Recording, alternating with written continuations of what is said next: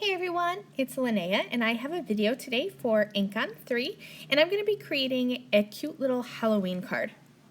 I'm going to be using the Pondy stencil from Ink on 3. This is not a Halloween stencil, but I have found that a lot of times you can take a pattern stencil and stencil it with black ink and it kind of gives it a spooky Halloween-y look. So I sprayed the back of it with some temporary adhesive. I prefer pixie spray. You could just use like purple tape or masking tape to adhere this stencil to your cardstock, however you like to stencil.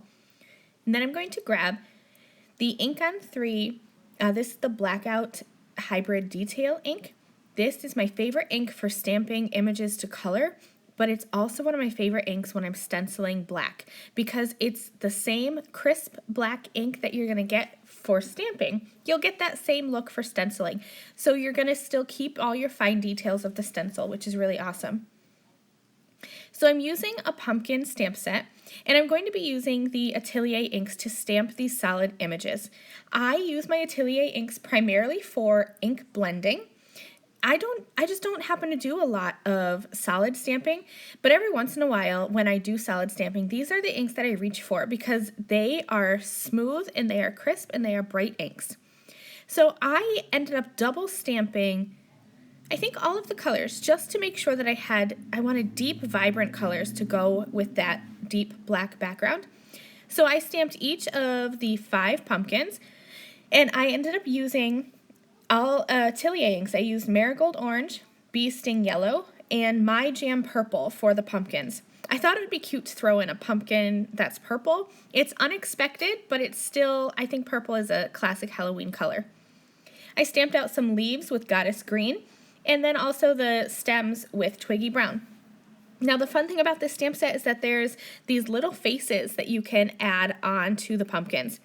So I have 5 different pumpkins with 5 different faces, and I'm going to stamp these with that same ink that I stenciled with. So I'm using the Blackout Hybrid Detail ink. I'll double stamp this as well just to make sure that my faces are crisp and black and they're really going to show up on top of those patterned and stamped pumpkins.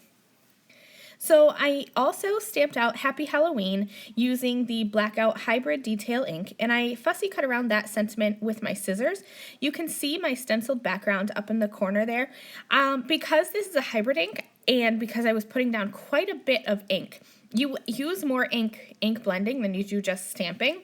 So I set that aside to dry for took me like maybe 5-10 minutes to stamp out and die cut all the pumpkins, and so that way I could be sure that I wasn't going to smudge it with my fingers.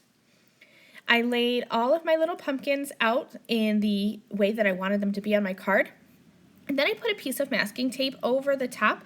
That just allows me to pick them up all at once. This is just a handy little trick. You definitely don't have to arrange your card this way. I just find it handy when I'm working with multiple images at once. So this is my cute little Halloween card using a non-traditional Halloween stencil. Thank you guys for joining me. I will see you again soon. Bye!